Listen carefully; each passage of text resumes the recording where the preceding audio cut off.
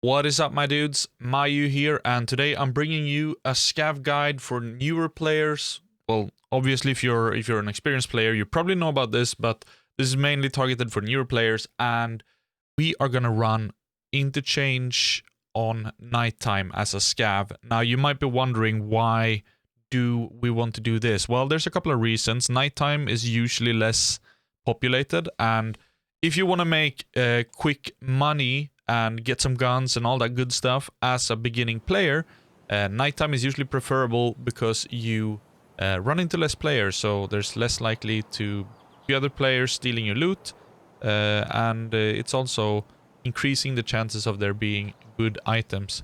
So what are we doing in this run? Well, there's mainly three rooms we want to hit up in this particular route. The three different tech shop. I'm talking about Techlight, Rasmussen, and Techlight Red on the upper level. These three stores or buildings, rooms, whatever you want to call them, can all spawn graphics cards and tetrizes, which you want to look out for. Now, these are high value items, and if you manage to snag one, that's amazing. It's gonna make up your entire run, but do not fret if you don't find one. There's loads of other scattered goods that you can just pick up and quickly extract with. So I'm going to show this route in real time. Now, for a new player, the main issue is going to be locate where you are in the mall if you spawn in it, or if you're underground, where you are supposed to be going. But fret not, once you have done this a couple of times, you will pick it up quite quickly. Now, I know that down this lane is the red Techlight building, so I'm just quickly gonna rush over to it and check out if it's there. One thing that I try to do when I do these scav runs is that I do not care if I die at all. This is all about speed and efficiency. If I die, I die. Nothing lost because it's just a scav. But as you can see here, in this red tech building here, there's all sorts of crap. You can just grab it all, or if you're experienced and know exactly what you want, you just grab the goodies. On these shelves here, around this shop, you can find a lot of different good stuff, but what we're going to look out for, as I said earlier, are the graphics cards and the tetrizes. These are going to be our big money makers. Now, a little fact about Tarkov, that like many people and players try to go for the big items only, but if you have a backpack and a rig where you can store a lot of stuff, why not try to fill it up and then empty it if you find a more valuable piece? Now, this of course is depending on you knowing what piece is going to be more valuable, especially if you look by value by slot. Also, while I'm in here, this is a locked room. It just happened to be open, so I went and checked it out because, well, it was open even though I didn't have the key. You can hear it if the alarm is going off. You can check it quite easily. But back to it.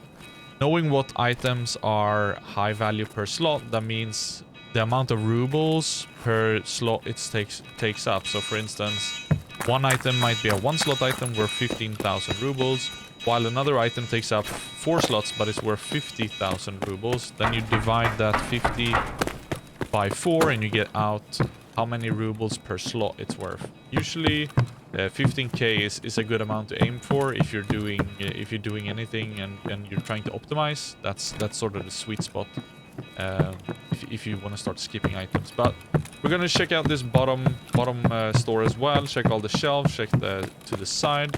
All that is good spawn spots, and then we quickly dip into Rasmussen. Rasmussen has been good to me. Not on this particular run, but you can find all sorts of tech, broken G-phones, Nixors, GPUs, all that good stuff. Nixors is going for a little bit more at the moment because just recently they added a trade-in for a Hunter silencer, a VPO Hunter, and that thing is popular since it's new. There's also a gun box here, and with the recent addition of being able to find armors and headsets and all those sort of stuff in weapon crates, it's super valuable to actually check those weapon crates. Now, we've done the three stores that we wanted to hit.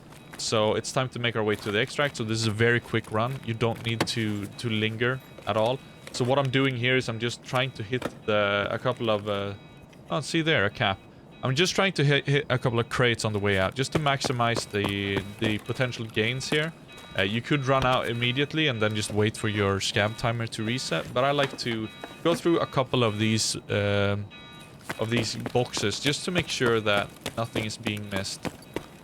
And as a scav, both of the extracts are going to be available to you. I suggest running out to Emercom because, well, maybe that's just my personal favorite here when scavving, but it's so close to these three rooms, and you get to check out this these extra containers on the way out as well.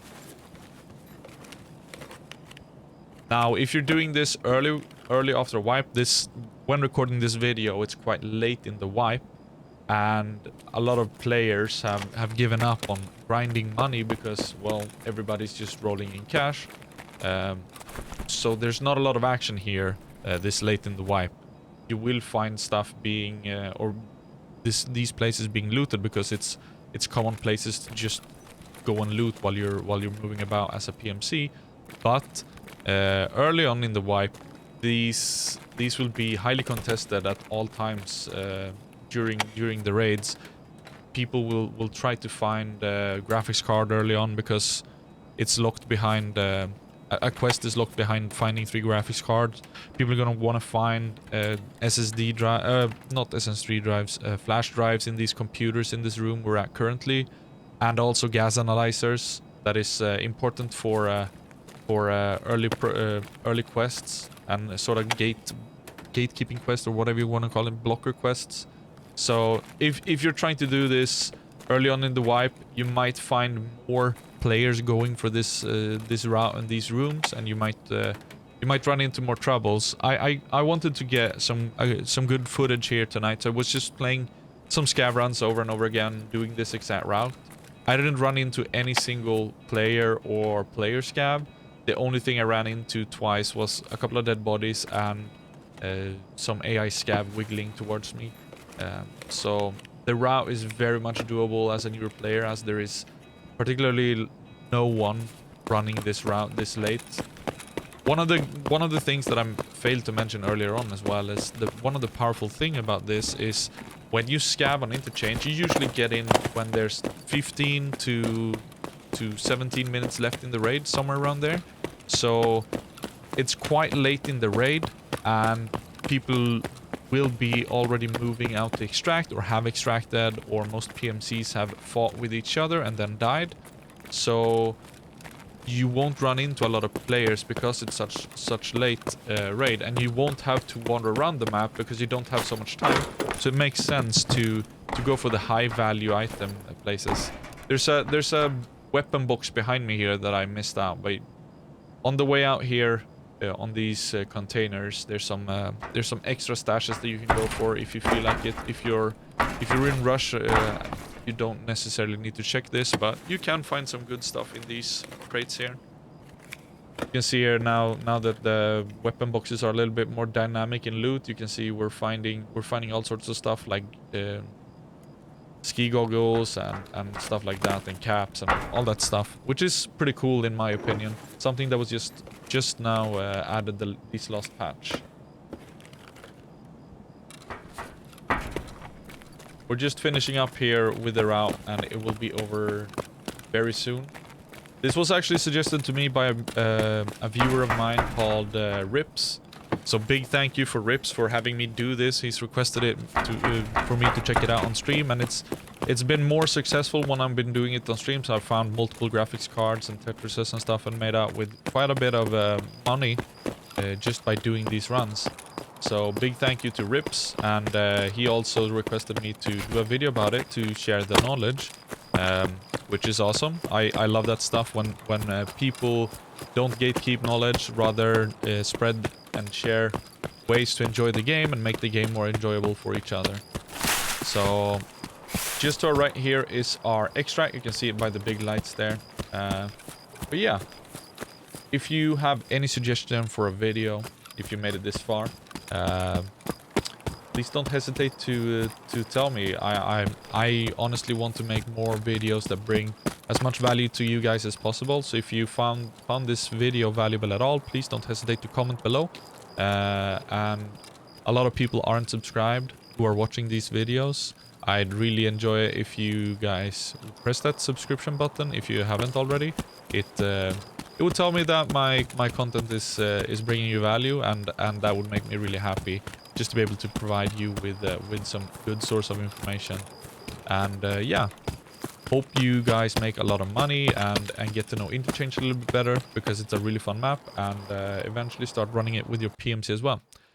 This is Mayuu. Thank you so much for watching, and I'll see you guys in the next video.